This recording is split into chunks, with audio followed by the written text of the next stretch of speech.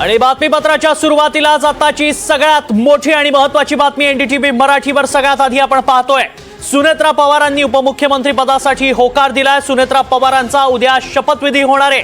सुनेत्रा पवारांच्या शपथविधीची तयारी देखील सुरू झाली आहे। उद्या संध्याकाळीच सुनेत्रा पवार या शपथ घेतील उपमुख्यमंत्री पदाची। नरेश अरोरा सुनेत्रा पवारांचा निरोप घेऊन मुंबईला रवाना झालेत। उद्या संध्याकाळीच हा शपथविधी पार पडणार आहे। त्यामुळे सगळ्यात मोठी आणि महत्त्वाची बातमी आपण एनडीटीव्ही मराठीवर पाहतोय। सुनेत्रा पवार या महाराष्ट्राच्या पहिला महिला उपमुख्यमंत्री ठरणार आहेत। उद्या संध्याकाळीच हा शपथविधी पार पडेल। त्यामुळे अतिशय महत्त्वाची आणि मोठी बातमी आपण पाहतोय एनडीटीव्ही मराठीवर। उपमुख्यमंत्री अजित पवारांचा विमान अपघातात धक्कादायक मृत्यू झाला आणि त्यानंतर आता राजकारणात नव्या पर्वाची सुरुवात होताना पाहायला मिळतेय।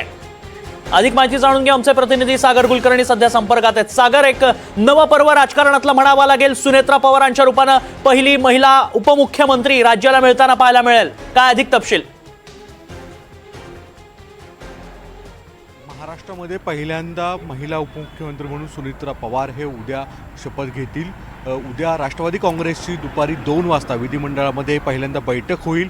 या बैठकीच्या आधी राष्ट्रवादी काँग्रेसच्या नेत्यांची कोर्टची बैठक होणार आहे। त्यानंतर 2 वाजता आमदारांची बैठक होणार आहे। या बैठकीत सुनेत्रा पवार यांची विधिमंडळ गटनेते म्हणून एक मताचा ठराव मांडला जाईल आणि तो सर्वांचा त्याला पाठिंबा राहील। या नावाच्या घोषणेनंतरनं तात्काळ संध्याकाळी राजभवन येथेच साध्या कोणताही थाटमाट न करता सुनेत्रा पवार यांचा राज्यपालांच्या उपस्थितीत राज्याचे मुख्यमंत्री देवेंद्र फडणवीस आणि तसंच उपमुख्यमंत्री एकनाथ शिंदे यासह काही मोजक्याच लोकांच्या उपस्थितीमध्ये शपथविधी सोहळा होणार आहे।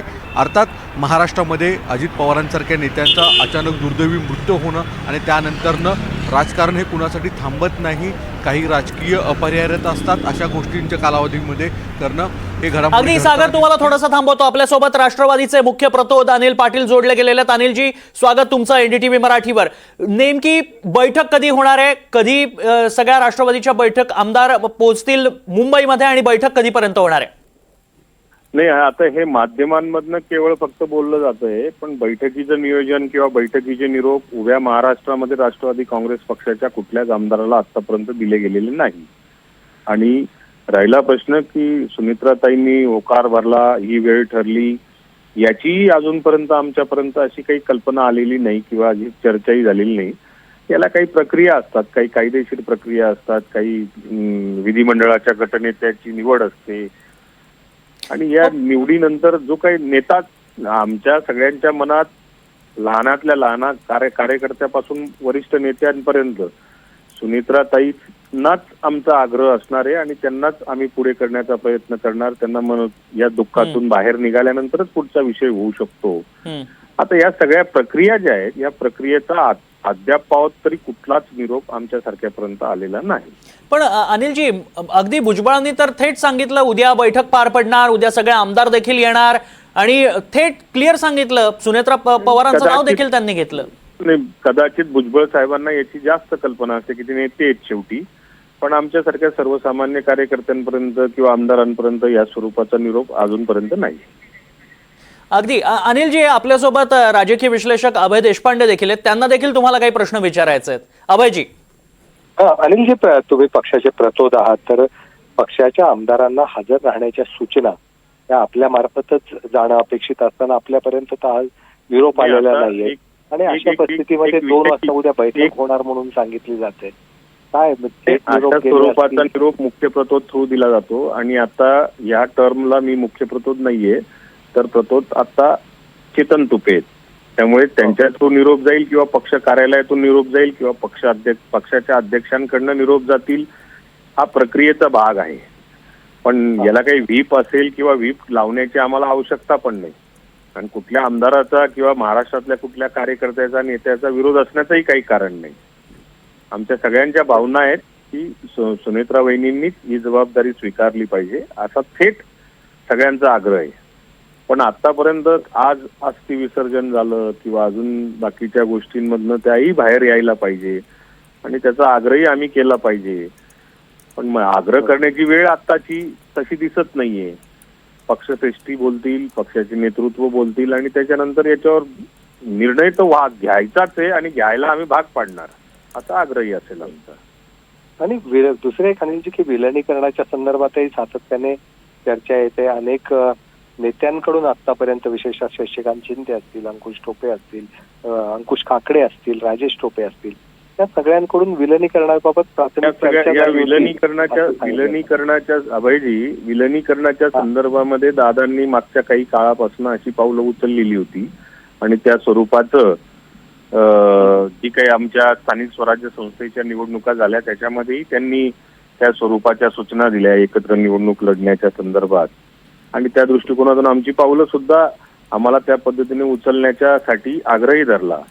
राहिला विलनीकरणाचा प्रश्न, हा सगळा जो विषय आहे तो दादांपर्यंत मर्यादित असेल किंवा आमच्या पक्षाच्या अध्यक्षांपर्यंत मर्यादित असेल किंवा दादांनी ज्यांच्याशी चर्चा केली असेल त्यांच्या बंद दाराआड ही चर्चा जी आहे ती बंद दाराआड जी चर्चा आहे तीच फक्त सीमित राहिली.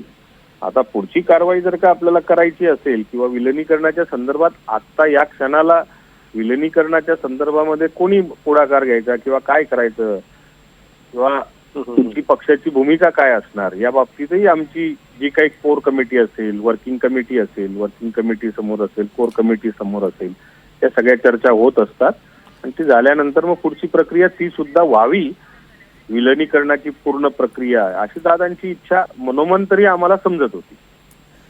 आता अजितदादा राष्ट्रीय अध्यक्षपद आणि उपमुख्यमंत्रीपद अशा दोन्ही जबाबदाऱ्या सांभाळत होते. पुढच्या काळातही हीच व्यवस्था राहणार आहे की त्याच्याबाबत काही वेगळा विचार होऊ शकतो? नाही, या सगळ्या एक अभयजी विषय असा आहे की एवढ्या दुःखामधनं आम्ही सगळेजण सांभाळण्याचा प्रयत्न करतोय. या सगळ्या याच्यात काय करायचं हे कालपर्यंत तर काही सुचत नव्हतं. अचानक आज मीडियामधनं या सगळ्या चर्चांना उधाण आलेलं आहे आणि लगेच एवढे मोठे मोठे निर्णय, राष्ट्रीय अध्यक्ष कोण असेल, उपमुख्यमंत्री कोण असेल, व्हायला तर त्याच पाहिजे. आमचा आग्रही त्यांच्याच पाठीमागे असणार. पण या सगळ्या चर्चा कोणत्या प्लॅटफॉर्मवर करायच्या हाही एक क्वेश्चन मार्क आहे अजून. अगदी तर तसा प्रयत्न असेल आमचा पाहिजे. जी जी जी, थँक्यू. ठीक आहे, थँक्यू.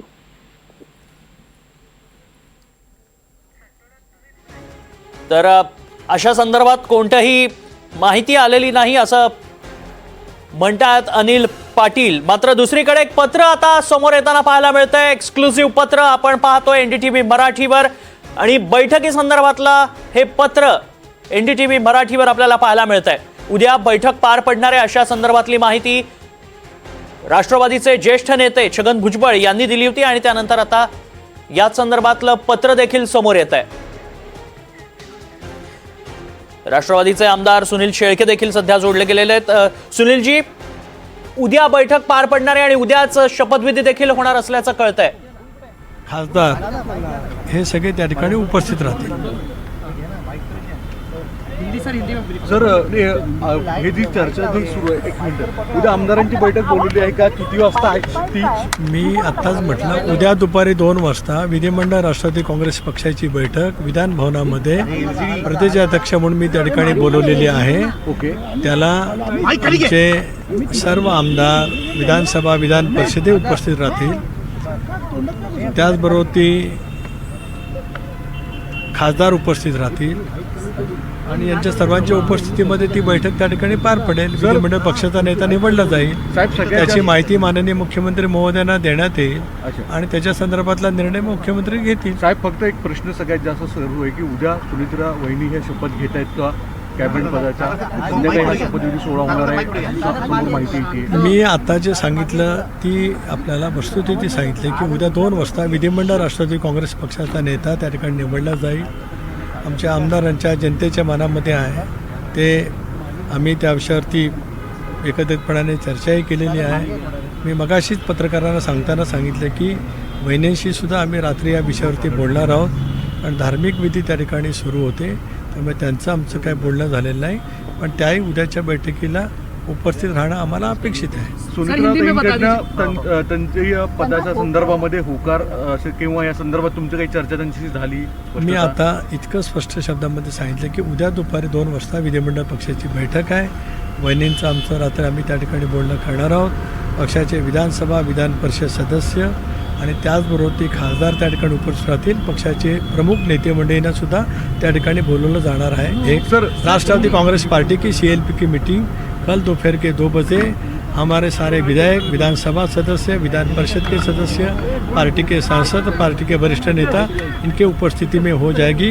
इसका जो कुछ हम निर्णय लेंगे इसके बारे में हम माननीय मुख्यमंत्री महोदय जी को अवगत करेंगे. आज रात को हम सुनेत्रा वहिनी के साथ भी बात करने वाले हैं. धन्यवाद. तर उद्या दुपारी 2 वाजता आमदारांची बैठक होईल आणि विधिमंडळ नेता त्या बैठकीत निवडला जाईल. रात्री सुनेत्रा पवारांशी चर्चा करणार असल्याचं राष्ट्रवादीचे प्रदेशाध्यक्ष सुनील तटकरे यांनी माहिती दिली आहे.